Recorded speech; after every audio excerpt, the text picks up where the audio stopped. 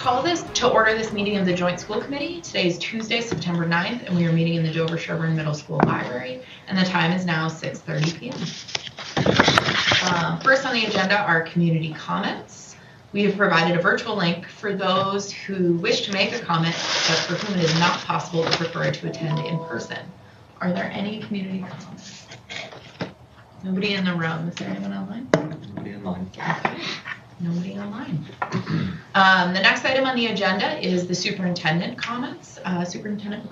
Okay, thank you. And we'll get the slides up. Thank you, Jenny.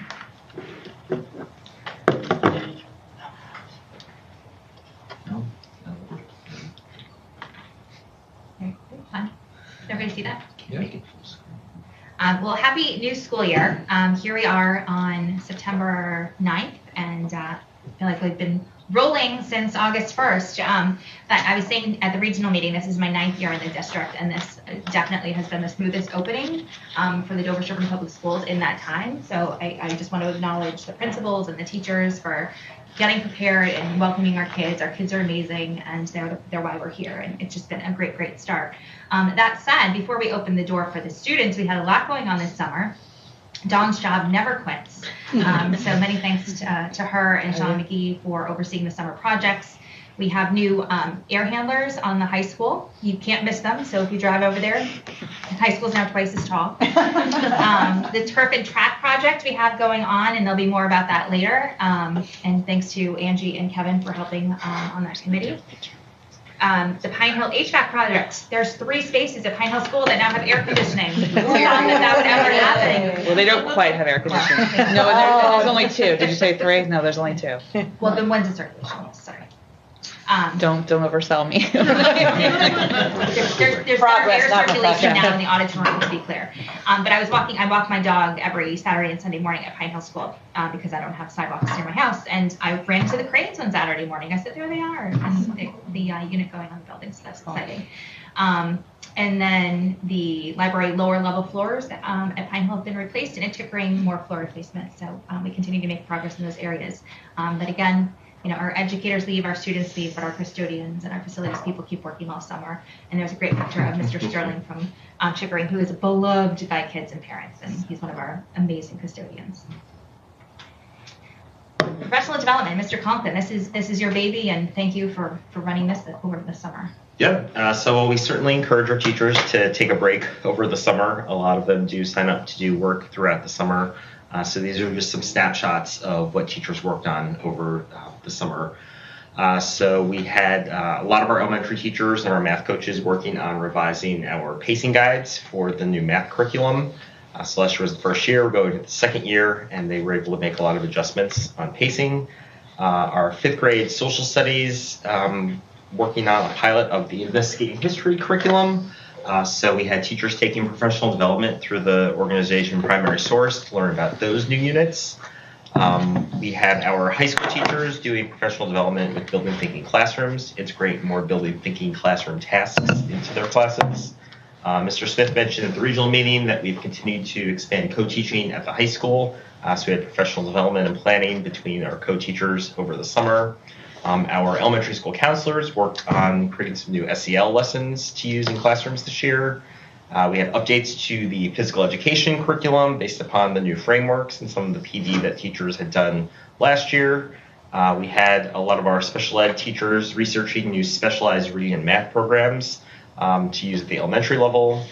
We continued on with our elementary review of our ELA programs and our elementary review of our Spanish programs, so teachers worked on that as well. We had about 14 teachers that spent a lot of time going through the ELA programs and filling out very long, detailed rubrics. So we're hoping in the next month to have a final recommendation about whether or not our current programming is meeting the criteria that was set out by that committee. And then our middle school ELA and social studies teachers work together to create a set of common language, specifically to use around writing and reading, so that when we're building those skills, the teachers in both of those content areas are using the same vocabularies around things like claim, evidence, and reasoning. So we're hoping that that's just contributing to the transfer of our skills between those two content areas. science actually contributed to that as well. So it's nice to see that collaboration. So that was some highlights from our summer professional development. Also, we welcome new staff to the district this year. So we had our new staff orientation. Two of my favorite activities that we do is we talk about what is Dover-Sherborn, and we do an interactive activity where they look at things like our portrait of a graduate, shop success, our MTSS model, and they become familiar with them.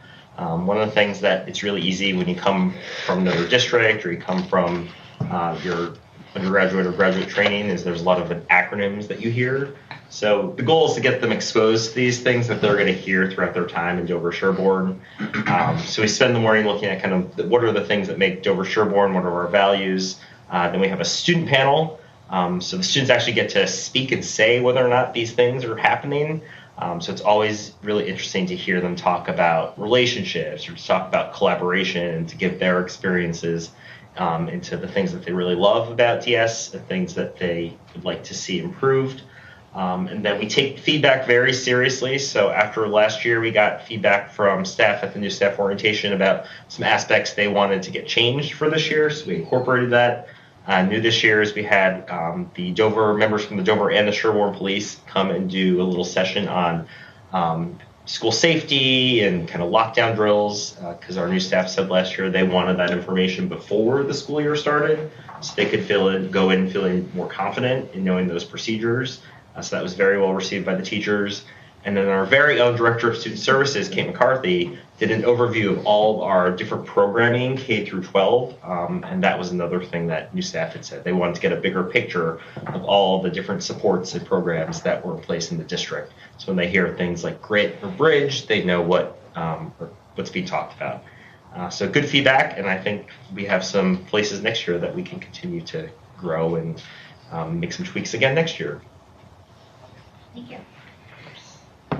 So if you rewind back to mid-July, Denny and I attend the Massachusetts Association of School Superintendents Conference. All of the superintendents come together for 3 days of professional development, and that's really an opportunity for the Secretary of Education and the Commissioner of Education to do the launch of what Massachusetts as a whole is working on, and then we bring that back to our district. And the first way we bring that back is with our leadership team retreat, which we have in mid-August, so about a month later, with lots of planning in between. And that's when we have all our principals, assistant principals, special education coordinators, and central office together for 2 days in the beautiful Sherborn Library. And we really think about what's happening in Massachusetts, what's our district strategy, what are our goals for the year, and how do we get ready to launch that and move that forward with our students and our staff. So this year, our leadership team came together around 3 big questions that we wrestled with for 2 days. Is how can we inspire an infinite mindset among new and experienced educators, so we all continue to grow in our practice regardless of how long we've been in the classroom? How can we improve our instructional leadership model to further promote professional growth? So we have department chairs and curriculum leaders and coaches, and are we utilizing them to the best extent to get results and to see 21st century learning happening in the classroom? And if not, how can we change that? And then how can we make the evaluation process more meaningful? So we have lots of people to evaluate, lots of observations to do, lots of reports to do, but how can we get teachers in the spirit of a growth mindset to really think about their practice and do most of the talking during our post-observation meetings so that they're seeing their growth and they're identifying their next steps. Then after that, we have our instructional leadership launch, which is 1 day. So it's kind of a mini version of that, where we have our high school department chairs, our middle school curriculum leaders, our elementary professional learning community leaders, and our coaches come together as kind of the next layer of the teacher leaders in the district. And we wrestled with some of the same questions. How can we cultivate a growth mindset again? And then how can we support educators in adopting more high leverage instructional strategies? So hold that thought for a second. You all know our best practices. I know you have them memorized. If we're going to achieve the portrait of a graduate, these are the things that we need to be doing in the classroom to make students at the center of the learning. The students should be the ones going home exhausted because they've had to use their brain all day, not the teachers because they've had to share their knowledge all day. So an example that I continue to give about collaboration. So you might have been in meetings, or sometimes your kids might say you'll be in a classroom or a workshop, and somebody will say, all right, turn to your partner for 5 minutes and talk about this, and then we'll report out. Right? Like it's kind of like a think, pair, share. That's a kind of an entry-level example of collaboration, because it lasts 5 minutes. You're talking with one person. You have a very directed question that the teacher gave you, versus a Socratic seminar or a Harkness table, which is where the teacher says, this is the big question we're going to wrestle with. Here's all the books and articles you've read, and you all are going to lead the discussion, and I'm going to step back, and I'm going to, watch who participates, who says what, and the kids really just lead the conversation and fully take over. So you can see the difference in what collaboration can look like in the classroom. And so what we wanted to do with our instructional leaders, our teacher leaders, K through 12, is say, let's have some examples of kind of those entry points, and then what would be the ideal situation for the pieces of the curriculum that are so important that you want to spend a lot of time on with kids and you want them to really know, next September when they come back to school, how can we leverage those high-level strategies so that they really have to internalize that information and grapple with it. So thanks to Denny, we took our 9 best practices and using some technology, because our kids use it too, we came up with lots of examples of relationships, lots of examples of voice, lots of examples of agency, examples of all 9, color-coded, of course, in 9 different colors. Amazon sells a pack of paper that's 9 different colors. They sold them out of those. And we had our educators working in small groups to sort them. What are low-level strategies, kind of what are middle-level strategies where you have some teacher and some student ownership, and then what are those Socratic seminars where the kids take charge and the teacher just stands on the side and facilitates. And so you can see some of our elementary teachers in the top left. I want to point out our high school educators because you don't often see Mr. Kaplan with a glue stick in the blue shirt. And on the bottom, you can see our high school educators on the floor sorting them into various different art pieces, which ended up, here's some examples. And so the high school you can see on the left is very structured in terms of the 9 categories. You have low level, you have high level. Then you see in the middle is, I think, Chickering. You have the lower levels and the upper levels mixed to show that you can use multiple at any one given time. Pine Hill, of course, the creative ones. They had low-rise, mid-rise, and high-rise jeans. Mid-rise strategies, and high-level strategies. And then the middle school, always being the sassy, had mild, medium, and hot salsa. So it was great. A little bit of creativity and a little fun. But I think really what it did was, there was probably like 100 pieces of paper that they got across the 9 colors, and they had to really talk about it. Like, here's a low-level example, or here's a high-level example. This is why. And sometimes they'd agree, and sometimes they didn't disagree, or they didn't agree. But what it did was it also gave them tools in their toolbox of like, oh, I now have 5 things I never thought of doing that I might try to share. So there's a method to our colorful madness. And so then we take the next step, which is on the Monday, August 25th this year, when your students were packing their backpacks and thinking about their first day outfits. We have all of our teachers in for that Monday and Tuesday, and we bring all of our K-12 educators, including our educational assistants, together for the morning in the auditorium. And this year, thanks to Becca, Goalie, Angie, and Jeff was with us in spirit, we have our chairs come too to recognize the educators, and I'll talk about that in a minute. But this is really an opportunity to do all of the planning, and to take all the planning and thinking that we've done this with the leadership team and the instructional leaders and launching it with the educators, saying this is how it's going to play out in your goals and in your classrooms. So if you think about the Dover-Sherborn Portrait of a Graduate, this is now, believe it or not, 6 years old. But as we prepare our students for the workforce of the future, we want to make sure that they have creativity, collaboration, critical thinking, engaged citizenship. And of course, they use the content to practice those skills, but really that's what's going to allow them to thrive in the years 2030 and 2050.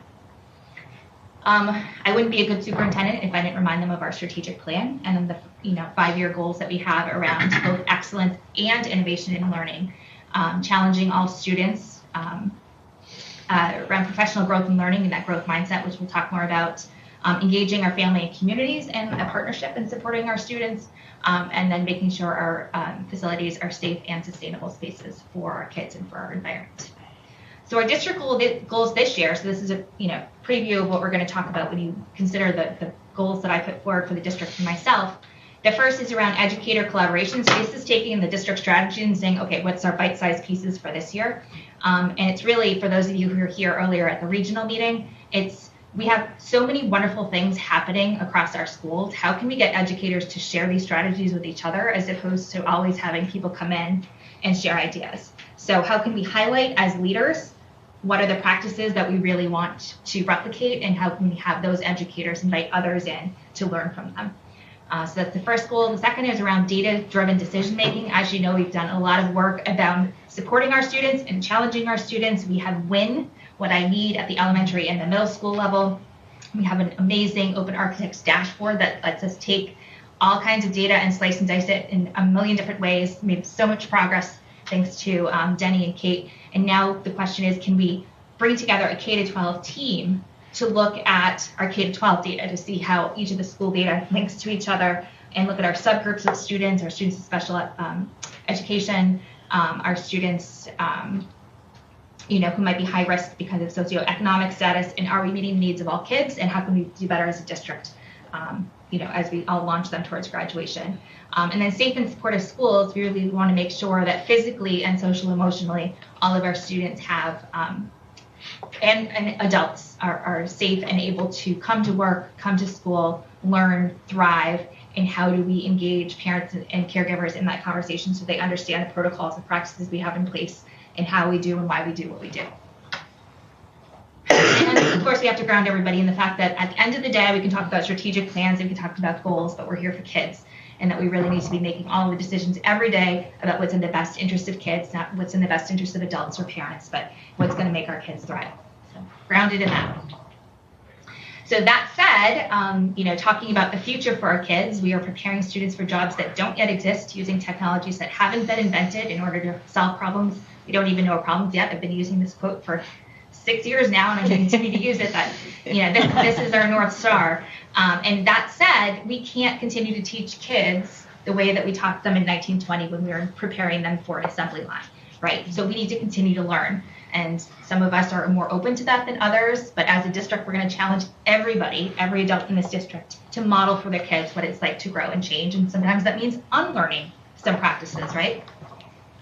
Because we are workers of a future, not our own. Yes, we're lucky to have relationships with kids. Yes, we're lucky to come home with paychecks, but we need to think about the kids in the work that we do every day, and whether that's the same strategies we've been using or new strategies that we need to adopt. We need to make it about our kids. So we went back to our mission of the district, which is to inspire, challenge, and support all students as they discover and pursue their full potential. We've done a lot of work around challenging. We have more to do. We have a lot of work around supporting. We have a lot to do. But how can we really inspire them where they come to school excited and curious to ask those questions and really lead the learning? Which brings us to this quote, which I had on my desk as a 21-year-old teacher, and it's still on my wall as a 31-year-old superintendent. Kidding. That education is not the filling of a pail, but the lighting of a fire. So we shouldn't just be filling kids with content to take a test next Tuesday and then a final exam in June, and then they forget it on September 1st. But really, how do we get them to be inspired about science and math and English and ask questions and really have that deep learning that they'll take with them forever? So we need to, sometimes reflect on the practices we have, and are we meeting the Portrait of a Graduate's competencies? Are we integrating those 9 best practices? Are we inspiring kids or filling them with knowledge? And so we have challenged all of our educators that unless you try to do something beyond what you already mastered, you'll never grow. We all need to grow. It doesn't matter if you're 22. It doesn't matter if you're 31. You all need to continue to grow. So our theme this year is all around the candle, and that's for a few reasons. One is the brightness of our district. We have an amazing district, and we do so many things well, and we need to continue to grow, right? Does anybody have a BlackBerry anymore? Does anybody know why? Didn't continue to grow, but guess what does? Apple, right? So we need to continue to be on top of our game so we remain leaders in education. The idea of a growth mindset and that knowledge of learning, but also the brightness of our kids. And we did recognize the fact that as individuals, as a community, as a nation, we are grappling with a lot of hard, difficult conversations, and sometimes we can feel defeated, but we need to listen and learn from our kids because they have so many positive things to teach us and to keep us inspired as adults. So, in the spirit of student voice, we asked 6 students to come and, quote, shed some light, get a candle light, at opening day. So you'll see Denny and me over there on the right. And then we had 6 of our high school students, Elif Koperin, Dash Savla, Vivian Camphouse, Hope Hebert, James Davies, and Hank Bear come in grades 10 through 12. And we asked them a number of questions, and then they were able to answer to an audience of 300 educators.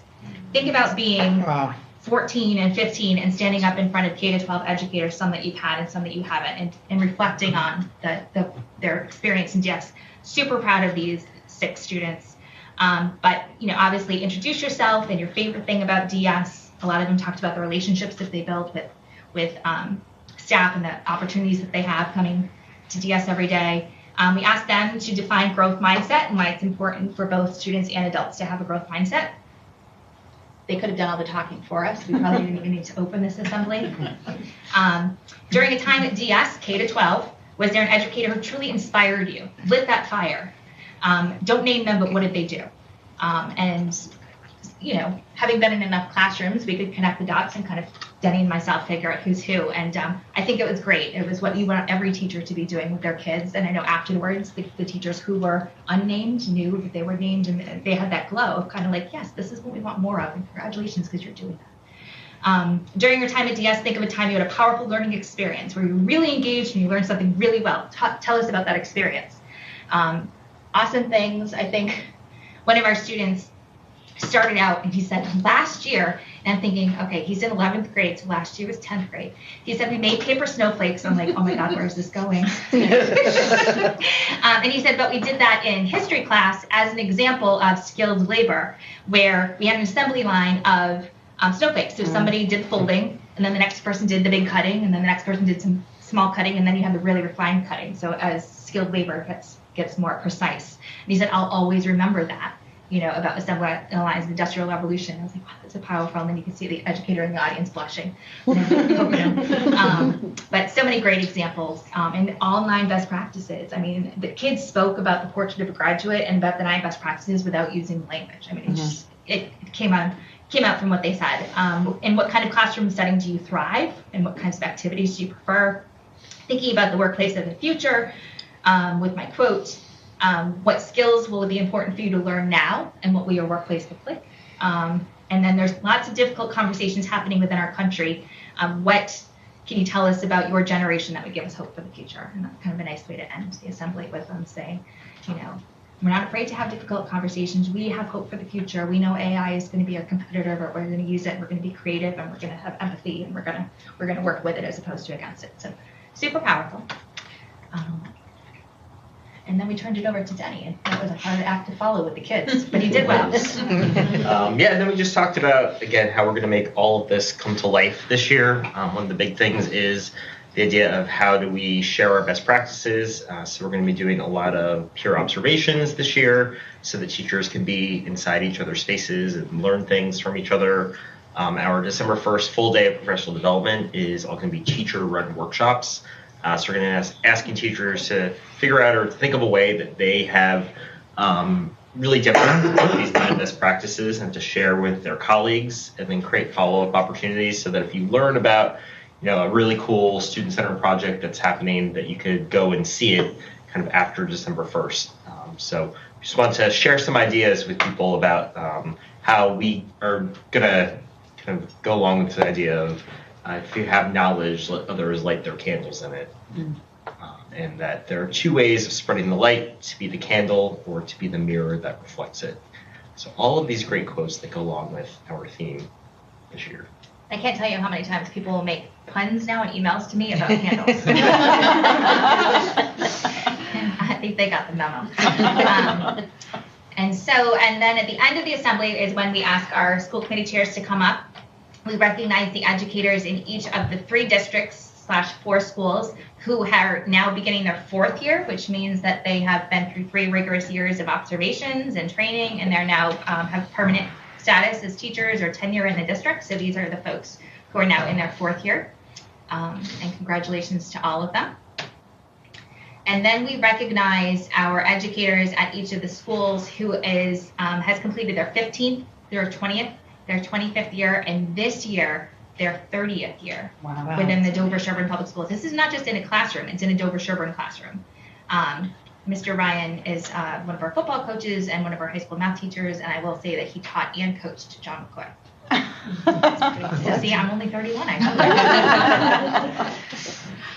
And then, of course, the training that we do with educators at the beginning of the year, as Denny alluded to, we did a kind of a double with the new educators, but bringing our district-wide response team together to make sure that we're working with our chiefs of police and fire to make sure that all of our safety plans and manuals are up to date. Each school has a team that they bring together to say, what does a fire drill look like? What does lockdown look like? What's not working? What do we need to replace? And then the annual training for our staff around legal requirements. Earlier, before the meeting started, we were talking about the ethics training, but we also do training around sexual harassment, mandated reporting, privacy rights of students. So that happens every year. We're now using a portal to do that, which is statewide, and it's super robust in terms of the videos and the answering questions. And then we do all of the training within the first couple weeks of school with our students to practice the fire drill, to practice bus evacuations, to practice a lockdown. So you'll be hearing more from your principals about the timing of those things if they haven't already happened, which some of them have. And then moving forward again, up until today's date, you'll remember last week we had attorney Michael Joyce here. Many thanks to those of you who came in person or online. Did lots of great work around bullying, discrimination, harassment, due process. Loved these 2 slides. I wanted to reshare them about the difference between harassment, the difference between bullying, and how you meet the criteria for that, as well as the multiple steps of involved in a Title IX process, to make sure that we're being thorough and fair to everybody involved. Lastly, moving forward, we're now ready to open our doors beyond students to parents and caregivers and family members. So we have our 4 open houses coming up. So if you're not busy the next 3 Thursdays, you can attend almost all of them, but you'll have to pick between Chickering and Pine Hill. And we're excited for our principals and our educators to showcase the work that they're doing in their schools. And then, as Dawn mentioned during our regional meeting, this was the field all torn up outside. And as you can see, it's almost done. And so on Friday, September 25th at 6:00 p.m., it's going to be an opportunity for us to bring the entire community together and thank the donors for the bleachers, which included the DS Boosters, DSCTV, the Mudge Foundation, and the Waite family. Mr. Waite works at K-Array Sound and donated the amazing speakers. You can probably hear them from home. To our field. And of course to the taxpayers of Dover-Sherborn who funded the turf. So for anybody who wants to come at 6:00 that night just to celebrate and be together as a community, I think it's going to be super special. And of course you're invited to stay to watch the football team play Weston afterwards for the first game on the field. Very exciting. Any questions for Denny or me or Kate or Dawn about the opening of school? Or anybody who was there at the district opening, or if you want to say something or not. The kids were amazing. Yeah. They were so eloquent and, hit all the things that we talk about without presumably any prompting. They were funny. They were, it was great. It was really a really special opportunity to be there. Yeah, I was really impressed by the students and the way they were answering questions. Very honest and open and very thoughtful. It was really nice to listen to them. And also it was nice to see the enthusiasm of all the educators in the room, looking at the pictures of educators at the beginning of the opening meeting and seeing their families and what they did during summer. So it was such a nice event, and thanks for having us. I really enjoyed it. Thank you. Other thoughts or questions? Okay. All right. Well, that takes care of the superintendent and the assistant superintendent comments. Thanks. Do we talk about your goals? Oh, yeah. Sorry, my goals. Okay. So in that spirit, you'll notice in your packet were the 3 district goals that I already kind of talked about through the slideshow. Again, our district strategy is the umbrella. We have our district goals for the year, which drive my goals to work with then the schools and the principals on their school goals, which will then be kind of reflected in teacher goals. So again, the district goals being around educator collaboration and having our educators share their expertise with each other and getting out of their English and math and science in grade 2 and grade 4 silos. The leadership team is going to be going into different buildings. So we're going to be going into the middle school and the high school to kind of look at classroom observations and see if the progression for students is building, but also that we're giving similar feedback to teachers, which is always important. The second district goal is around that decision making and having a district-wide K-12 team looking at our data. So we're not just working in school silos. And then safe and supportive schools. Now, if you recall, my evaluation is in April. So I've actually started working on these goals like May. So some of them are already kind of done because my big opportunity to work on something uninterrupted is the summer. So you'll notice under this one, a lot of things have been done thanks to my team. None of these things can be done by myself, but the updated student handbook, Kate and the principals worked hard on. We'll circle back to that later in the meeting. We're going to be holding some parent forums. So when we send out the approved handbook, should that be, tonight or another time, I'll send that as a distinct communication to parents saying, here's your new K-12 handbook. Make sure you sign off on it in Aspen that you've read it. And if you have any questions that you want to ask in the frequently asked questions that we can add, or if there's things that you want to talk about as a community, send them in and we'll work on that. And then personally, professionally, I should say, I have 2 goals. The one is around increasing student engagement. So that started this summer when we talked about the low-level examples of each of the best practices and the high-level examples, and then getting more student input on what works in terms of engaging them for deeper learning in the classroom.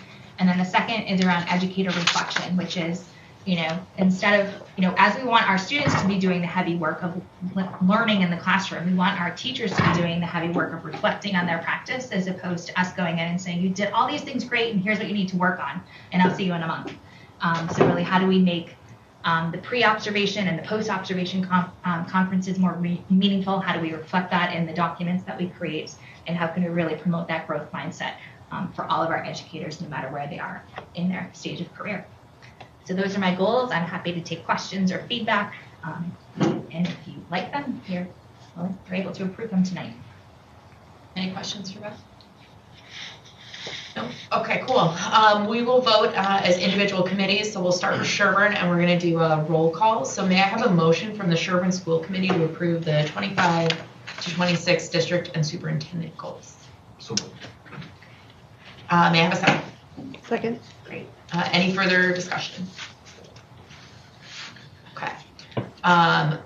We'll go name by name. So Kate, how do you vote?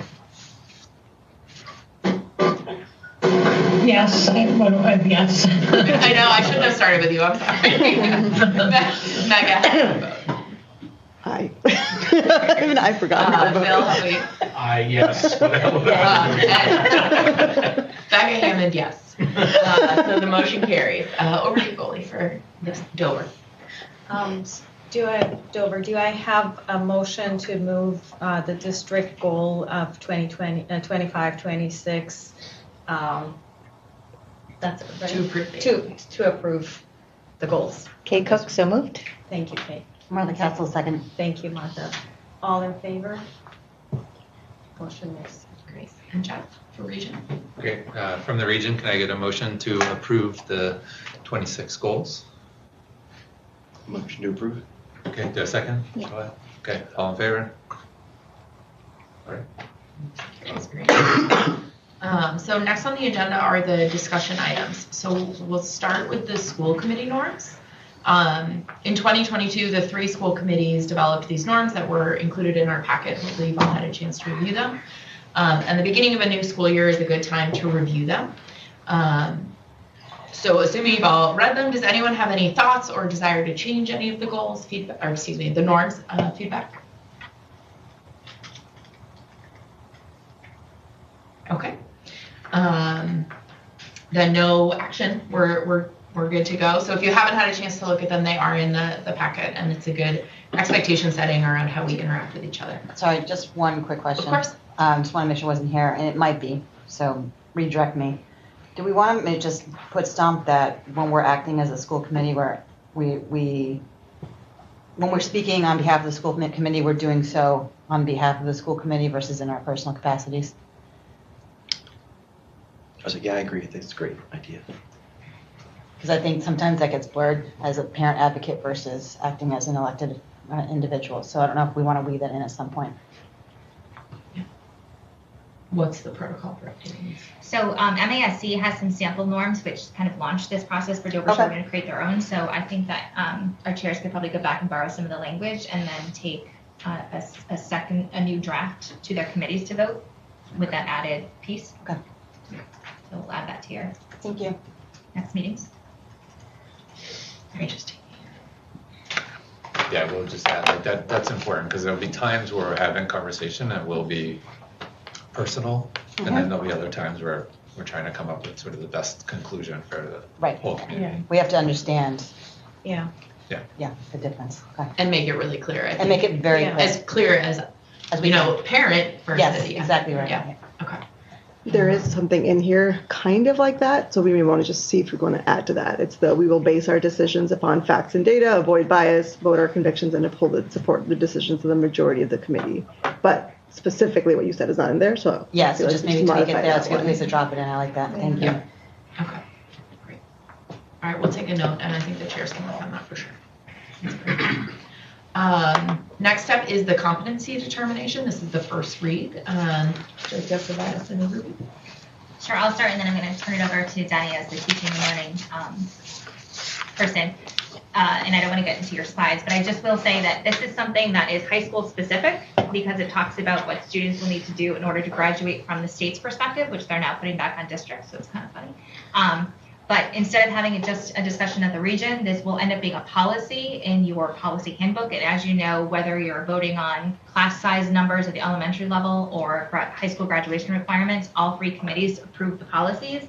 So I thought it was important that all three committees learn about the competency determination and have a first read so that you can have a second read moving forward. So yeah, I mean, it's tricky to understand.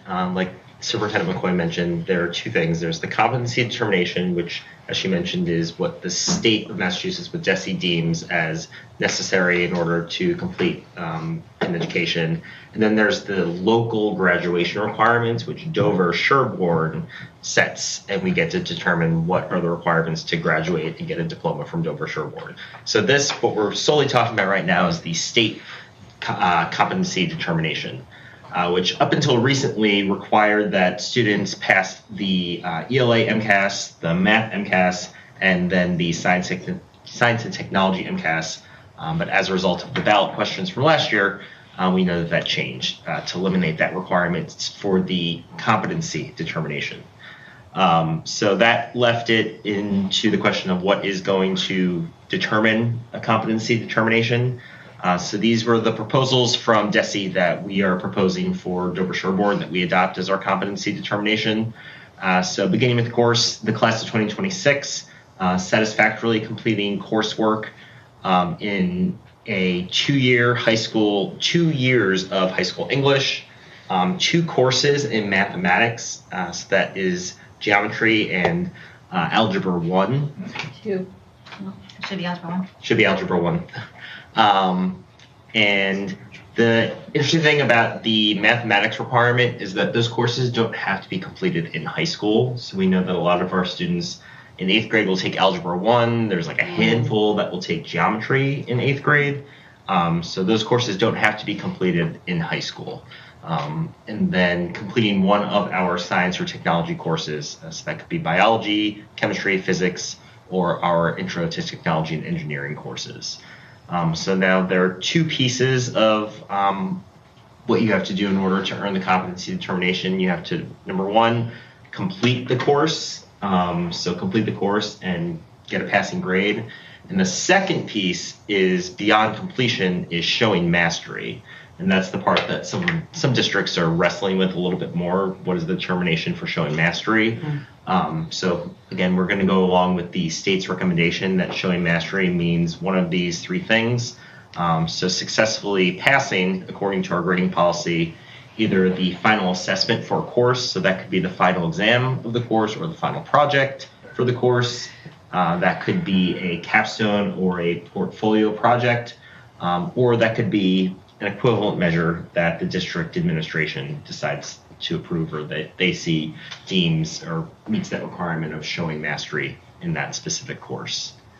Starting with the class of 2027, in addition to the English, math, and the science requirements, there's a requirement for a 1-year U.S. history course. Again, that one needs to be taken in high school.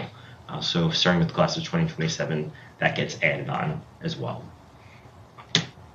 Can I ask a question? Yep. So based on the 2, you could theoretically pass the class but fail the last assessment and not be able to say that you've actually had the competency requirement met.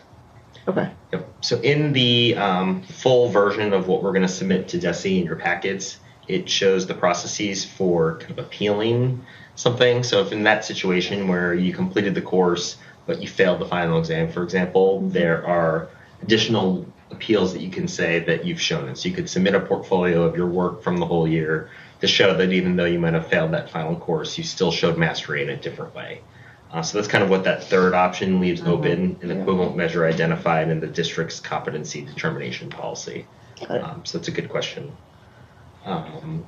And again, in the full document that we'll submit to DESE, it gives a process for appealing, gives a process in which we are having our special education students and our English language learners so that they can show their mastery, and that we're providing additional means and measures for them to achieve their competency determination. And then again, it gives an appeal process for students that want to appeal the competency determination, or students who, I believe since 2003, may not have earned that competency determination that now want to apply for that competency determination, which Dover-Sherborn is not a lot of students. I don't know the specific numbers, but since that was based on the MCAS requirements, it allows students to kind of go back retroactively and seek that competency determination.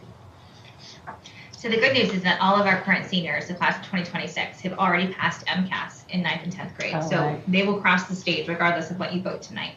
That said, current juniors are going to have to sit through the U.S. history class, pass the U.S. history class, and show competency and mastery through a final exam portfolio. And even though we have some wiggle room and time, we have to get your policy uploaded to the state this fall. So we're asking you to do a first read tonight, and then we'll take your feedback, and we're going to actually schedule in a quick Zoom meeting in November of all three committees so that we can finalize this and get this to DESE. I was just add additional context. So the only difference really for these state requirements from an additional perspective is we're adding U.S. history. These other ones have been there. We've removed MCAS because that state law had removed that. But our actual graduation requirements are entirely separate topic. So what we're talking about here, just make sure everybody understands that context. This is like the state requirements that we're following along with, but we actually are setting different standards for our school.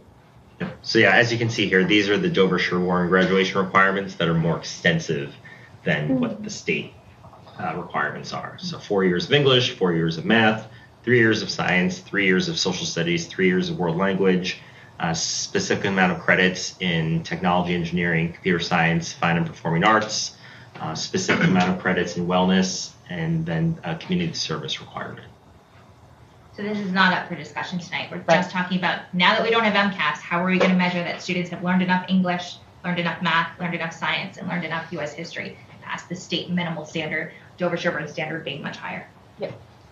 And so the follow-up question, since we're adding U.S. history from a state standard, we have had U.S. history as a requirement. So what grade are they typically taking, the juniors? Juniors.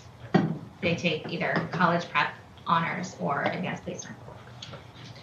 And a student who achieved the state requirements would not be eligible for a diploma from Dover-Sherborn if they hadn't achieved these. Okay, so it's like a belt and then a minimum threshold from higher. But it does look like you're making accommodations for those that transferred into our system. So that's, I think, super helpful to pay attention to as well.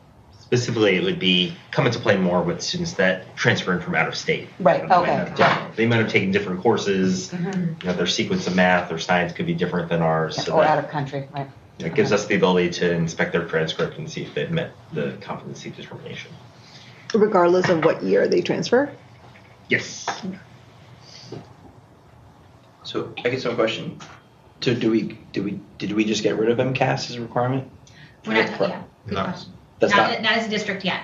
Okay. So we have to get your competency determination policy done, but then, as you know, we're doing the entire policy manual. So when we get to Dover-Sherborn requirements, we'll talk about if we want to alter these at all. That'll be up for you all to discuss with a lot of input from, obviously, the high school folks and probably the community. What Kevin's alluding to is the fact that right now, students have to take all these courses and pass all these courses. And as it's written in the policy, your current Dover-Sherborn policy for Dover-Sherborn diploma says, and as the state says, you have to take the MCAS. Well, the state no longer says you have to take the MCAS. So do we take that sentence out or do you keep it? And the discussion will happen beyond tonight. Got it. So we have a longer runway before we need to Yeah. consider on that. I think I know the answer, but just to clarify, is there anything that if this goes through puts any current students in jeopardy, or it sounds like ours are more advanced anyways, right? So Yeah. no one, okay, great. Yeah, our seniors are ready to technically Yeah, graduate. it's more the juniors, yeah. The juniors are all on track, Great. so, You never want a policy to, yeah. And this, the second read and I presumably vote is the Zoom call you mentioned in November. yeah. Okay. So we'll try to make it short and sweet so that we can get that to the state, because we don't meet together as 3 committees until January, and that's too late. Thank you. All right, up next is accounting for out-of-district activity. Yeah, one of your favorite topics. So we had a little surprise this summer, and so I want to just lay the groundwork. We've got way more discussion on this. So as you know, our out-of-district financial activity sits at Dover and sits at Sherborn, and nothing is at the region. The Department of Ed is they're interpreting our regional agreement a little bit differently than we have been for all these years. And if you've ever, I'm sure at some point in some of these meetings I've said sometimes our data in our profiles for our districts are a little skewed because of how we account for out of district, right? It came to the forefront this summer based on us doing some of our grants work. And so they started asking more questions about how do you do this? And they're like, what the heck are you guys doing? So they are requesting that starting in fiscal year 27, because I told them our 26 budget was already done, they want us to account for out-of-district activity in the district which it belongs to. Okay. And therefore, we will be doing the assessment. So when we do the regional assessment, we'll do the in-district. No, same thing, but instead of having all the out of district sit at the 2 locals, you'll have pre-K through 5 sitting in yours, 6 through 12 or 6 through 22. We'll have to figure out how we're going to assess the 2 towns back for their residents. So we're not commingling. The towns are still responsible for their residents who go out of district. But what the Department of Ed is saying is that our regional agreement says net cost, so that all that circuit breaker money that we get, they're like, you should be reporting that at the region and charging back to the towns what we don't get reimbursed for. All right, so if I could just try to tease that out, because the next question in my mind is Dover and Sherborn have been treating our funding of that differently. Exactly. So that's going to, and the difference for the newcomers is Dover funds the whole thing and doesn't assume we're going to get any circuit breaker from the state, and Sherborn does the opposite. Sherborn assumes they're getting some circuit breaker. They're conservative, but they assume they're getting some. So only the net, a smaller amount is in their budget. Okay. And thank you. Can I take it back even a step further? I actually pay attention, Dawn. That's going to be a problem. In case people need a refresher, so we have our in-district students, our in-district budget, and then some of our students, we are not able to meet their needs in the Dover-Sherborn school, so we send them to specialized schools. That's the out-of-district budget. And to Dawn's point, it didn't matter if you were age 3 or age 22. If you lived in Sherborn, the Sherborn School Committee oversaw the budget for those out-of-district students. If you were between ages 3 and 22 and lived in Dover, the Dover School Committee oversaw that. The region didn't ever have to think about it. But now to Dawn's point, Desi says, oh, nope, the region needs to think about anybody in grade 6 through 12 to age 22. So parceling that out. So at the end of the day, if you add all of our 3 budgets, nothing's going to change. It's just where the expenses and how we calculate the assessment. So the key thing, and Desi said they'd work with us a little bit, and I think they're going to have to meet with the towns to maybe, I don't know if they're going to believe me on some of this, is that calculating that net cost. Because it's per student, it's 4 times foundation rate that they would have to pay, and then circuit breaker kicks in. But then you've got that 25%, because we get 75% of anything over 4 times. It's a complicated formula, but there's bits and pieces where So we'd have to look at it on a by student basis. The other tricky thing is transportation. And so it's funny. So Desi's like, well, I think maybe your first year, you're just going to have to keep the towns 100% of their circuit breaker. I'm like, okay. Oh, that's not going to go over well. So that we have a reserve, right? Because the towns have capabilities. Right. If there is a move-in that they don't know about that we're responsible for. So there is going to be some tweaking. There's going to be movement. But at the end of the day, movement regardless. Yeah. At the end of the day, it will take us a little time to figure out the accounting for it. It's not going to impact anything with where students go. It's just going to be how the numbers look on your budget, and trying to figure out how then you're almost have two lines of assessments that the towns will approve. They'll approve their regional that makes regular sense. assessment based on enrollment, and the same thing that the region's used to seeing. And then there's going to be a line item for Dover, and there's going to be a line item for Sherborn.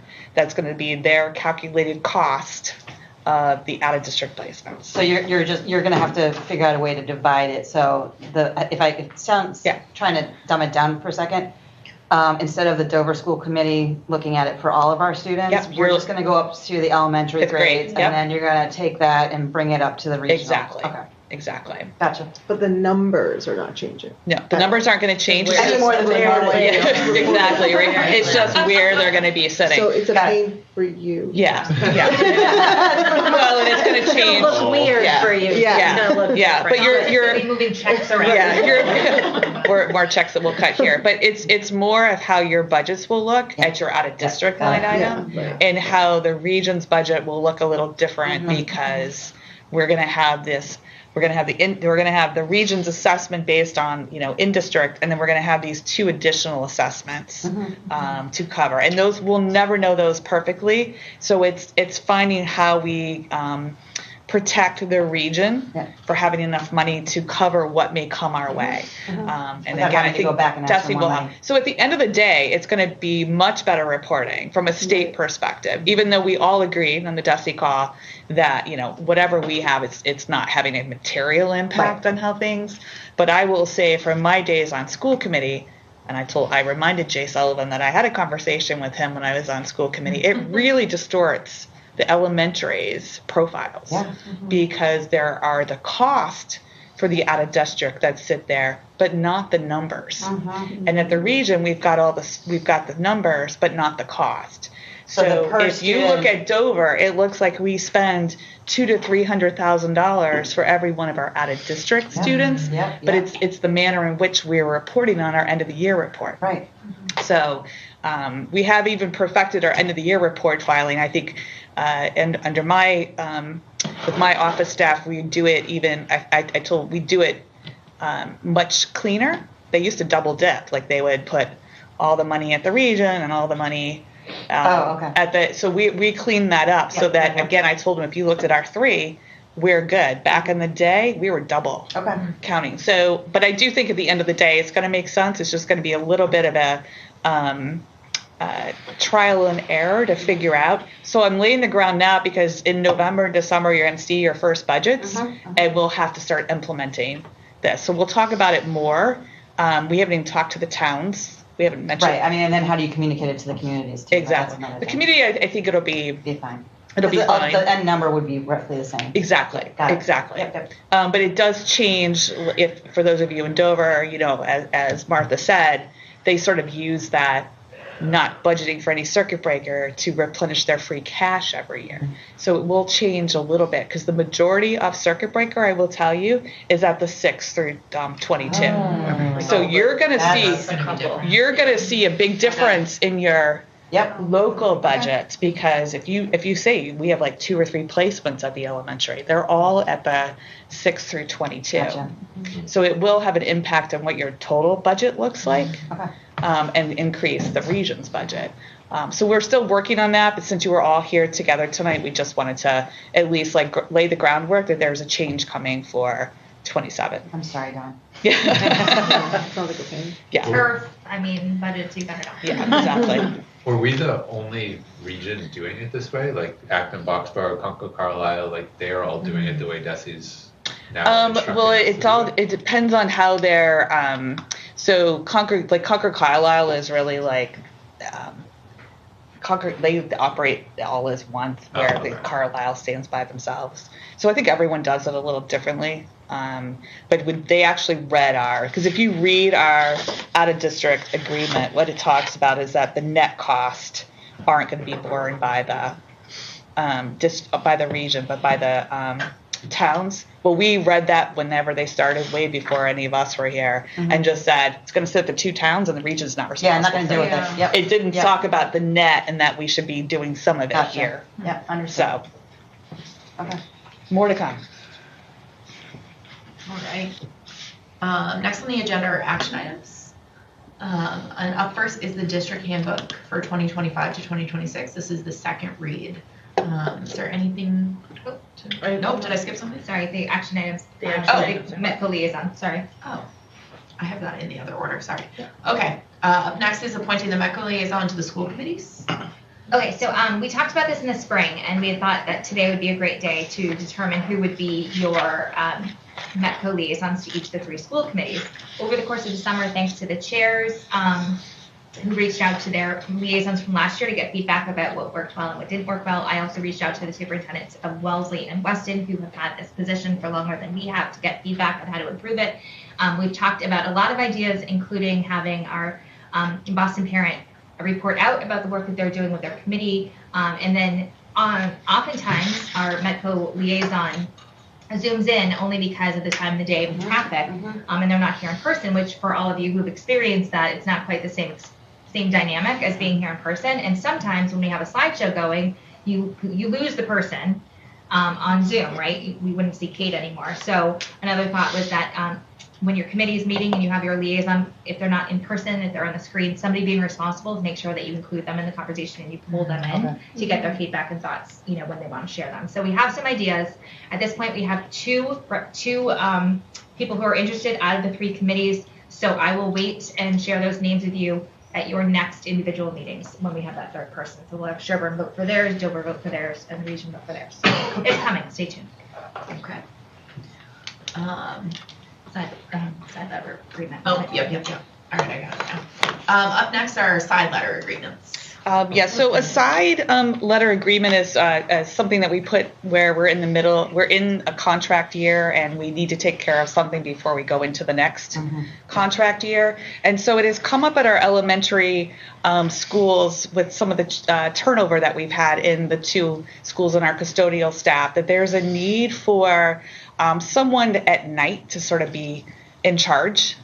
We have a lot of activities in the schools, and there's just some desire to give someone else just that additional recognition and obviously some financial rewards for being that person. So one of the pieces of this is an evening shift supervision stipend for the school year, which would be $1,000. We will sort of post it. In our mind, though, it's probably the most senior evening custodian on staff who would take on that role. The responsibilities are such to be there to answer any questions from the staff, supervise the evening activities if someone needs some assistance, and also alert the director of facilities if something is going wrong in the building that he should be aware of. So those are sort of the 3 targeted things. So we'll come up with we have a draft job description right now of what that will entail. The other thing is that when our head custodians in the elementary schools are not in school, we usually rely on our evening custodians to come in and work the day shift. It is a different type job than their evening because our elementary custodians obviously handle lunch. And so we've had some issues with evening staff not wanting to come in and help us during the day. And in one of our other association contracts, like say for food service, you'll notice that when say the manager is gone and the assistant manager covers, there's a differential there. So we thought that could be a way to entice some of our evening staff to want to come cover the day. So we are adding in for this school year as well, $25 per day for the evening staff who come in and who cover for our head custodian. So this side agreement with these 2 items are for this school year only. As you know, we're going into negotiations. These may continue, these may change. We did not necessarily sit down and have long, lengthy discussions with the custodial association on these. We want to get something in place knowing that we are 1 year away from reopening negotiations, and they felt like if they were getting some financial incentive in this, they were happy to have what we could put together for this first year rather than waiting and dealing with this next year. And so we're bringing forward just the amendment to the attachment 1, the wage schedule, with those 2 changes, and it's only the elementary schools. Because we already voted on our budget for the year? Yeah, but the small dollars. So small, that's why I just want to make sure. Okay. And the way it's written, it still says 2023 to 2026, even though it's going to be applying just for this next year. No, that's just talking about the contract that we're Part of. that we're under right now is Got a it. 3-year collective, but down here it says the side agreement is valid for the 25-26 Okay, school year. perfect. Yeah, but we And you are can't rely on amending it. that Yeah. 3-year contract.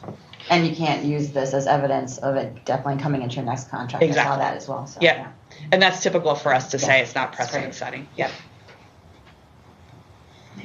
So any other questions? So all 3 will vote because the contract is off.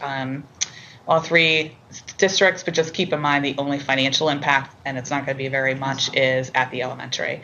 I do think this will bode well with our staff at the elementary. I think they've been asking for it, and over the last year, and we didn't want to wait another year to show that we do value them, and to hopefully, almost it could be a trial to see how it goes and see how we incorporate into the next 3-year contract. But times have changed, and we don't. We have a lot of brand new staff at the 2 elementary schools, which we're fortunate to have staff. If you look around, what staffing issues still are. So I think this is just a way to show that we, again, I said, value them and know that there's some additional responsibilities that we're asking for some of these people. Mm-hmm. We already have an evening supervisor here at the region just for those. We just didn't have something like that at the elementaries. Okay, we will do our voting as 3 separate committees now. May I have a motion from the Sherborn School Committee to approve the side letter to the custodial contract? Mayor Hadiala, so moved. Okay, may I have a second? Any further discussion? Okay, we will do a roll call vote. Megan? Yes. Bill? Yes. Kate? Yes. All right, and Becca Hammond, yes. Goldie, will you do voting for Dover? Sure. Do I have a motion from Dover to approve side letter agreement for custodial contract? Kate Cook, so moved. Thank you, Kate. Martha Castle, second. Thank you, Martha. All in favor? Motion moved. Okay, and Jeff? I have a motion from the region to approve the side letter agreement with custodian group. Do I ask so moved? Do I have a second? Thank you, Lindsay. All in favor? Okay, the motion carries. Thank you. I will bring a copy because you guys are both meeting. Angie's not here anyway, so to sign next week. Okay. Great. Thank you. Thank you. All right, up next on the agenda are the consent items. I will read each one aloud to see if there are any questions or amendments, and if in favor, the committee can approve all of the items with a single vote. So now we get to the district handbook, 2025-2026 second read. Is there anything that you wish to say about the changes since the first read? So again, I just want to recognize Kate McCarthy and the team who did this. So we talked about how a lot of the work that we do for this year kind of starts in April. Kate has moved 3 mountains already. One is developing a K-12 handbook. The second is updating the code of conduct, which is part of that. And the third is the special education manual that you'll see in your informational items. So Kate might need to take the rest of the year off. I'm not sure. She might be able to. It's a busy summer. But you did a lot of work between the first read and yes, and so just to highlight some of the sections. So from our discussion and some other feedback that we received, there are some edits in the attendance section. There's some inclusive language shifts throughout the documents, as well as we also added a high school personal electronic device. It's more of it was shared out to the community, and it's something new this year. But we added that because it fell in line with what the middle school had put out. It's not the yonder pouches, but it's just the process that they're using this year. We do have something that's forthcoming. Anyone who was at the training last week, we're working on a general civil rights procedure piece that we'll be adding a link, and I kind of highlight where that will go, and some additions to the family engagement and translation options, as well as just some code of conduct revisions that you'll see. So they're in anything that's kind of shifted is in red, obviously, to pop up, but those are some of the main sections that we did some work on since our meeting 2 weeks ago. Great. Thank you. Yeah, thank you for all your efforts. Yeah, thank you. Any questions? Okay. The next item on the consent agenda are approval of minutes from June 10th of 2025. Did anyone have any feedback on the minutes? There was one thing that was incorrect. I think it said that I put a motion for something on the Chickering side, but it wasn't me. Okay. So just wasn't sure if that's a big deal. Okay.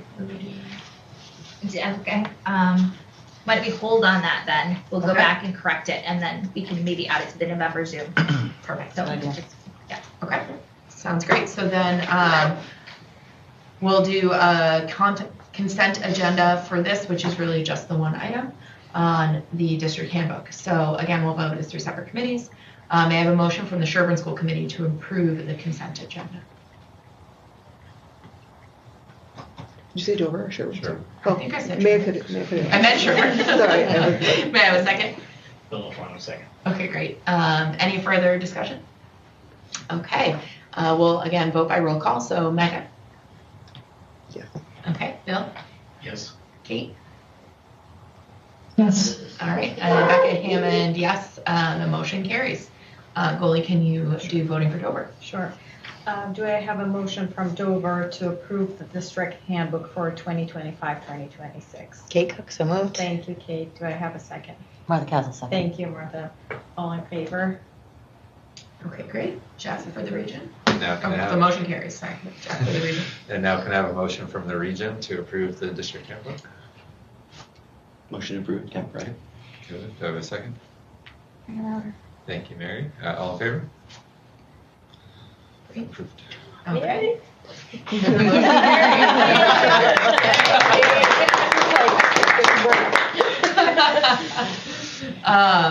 Next up is informational items, and in your packets you'll find a copy of the special education manual. Superintendent McCoy, is there anything you wish to say about it? No, but again, thanks to Kate and her team for doing something that has been, on our to-do list for a long time. It took a lot of effort to gather all of that information and knowledge and put it in one place for, parents and caregivers who have students who fall into the special education cohort, and for those who don't and are curious and want to learn more. So, Kate, I don't know if there's anything you want to add. Yeah, this was something we had definitely been trying to tackle, similar to the handbook, but just taking a lot of time looking at our programs, having kind of all of our team of coordinators look at everything. A lot of the information isn't new and had been in existence and is just the regulations that we have to follow, but other things like what kinds of services, what do you do if you're concerned, if you have a concern that your student might need an evaluation or some kind of support. So it's not really just special education, it's also what kind of interventions we have, what kind of accommodations are available to everyone. Talks about homeschooling, kindergarten screening. So it really catches a lot, and I really hope that it reaches a lot of parents, because I think we have a lot of places, and this is what I hope that a lot of our staff, when they get questions, can really point parents to the direction of one district place that has everything that we offer. So again, it's kind of a lot of what I said with the handbook 2 weeks ago, of that alignment and having really the streamlined programming, then the streamlined language, and just families understanding what to expect from every single building and out of district. Do we have a plan for communicating that? Like, is it just ad hoc as questions come in? Will we email it out? It's such a powerful tool for people who are starting to figure out how to navigate a very confusing experience. Yes. So I think I think we want to send it out widely, and I had shared it with the CPAC before coming here tonight as well. So having an opportunity for information sessions in buildings where we have the special ed coordinator and the building administrator come and kind of walk through it with families. So I think it's sending it and giving opportunities for. Some of it's really dense, kind of similar to the code of conduct, where some of the regulations and some of the process. So sharing it and having it on every special ed website page and giving opportunities for dialogue. So absolutely. Great. Might be a good opportunity for all of us as school committee members to also just share it in the various groups we're all in. It can be a really hard time. So this is fantastic. Great. Thank you for your work. Yeah, this is incredible. Okay, thank you. All right. Up next is just an update on our next meeting. Our next meeting is about Superintendent McCoy said of the joint committees is on Tuesday, January 13th. Is there anything that anyone wishes to add to the agenda as of now? We'll be at the midpoint of the year by then, ending semester 1. And so I'll give you an update on the goals that you heard about tonight, kind of the midway point. And then, as we discussed, we'll follow up about having a quick Zoom in November with our 3 committees. Okay. And if things come up, please feel free to reach out to your chair or to Angie, who chairs the joint committee, before then to add items. All right. Our meeting has come to an end. It is now 7:41 p.m. We'll go through again as the 3 school committees. May I have a motion from the Sherborn School Committee to adjourn? Hey, Kadiala. So moved. May I have a second? Bill, I'll second. Great. We'll vote by person. Mega? All right, Bill? Yes. Kate? Yes. Becca Hammond, yes. The motion passes. Holy. Do I have a motion to adjourn the meeting from Dover? Kate Cook, so moved. Thanks. Martha Cass, seconded. Thank you, Martha. All in favor? Great. Jeff? I have a motion from the region to adjourn the meeting. Somebody must want a motion. Second. Lindsay, second. All in favor? Okay, great. We are adjourned.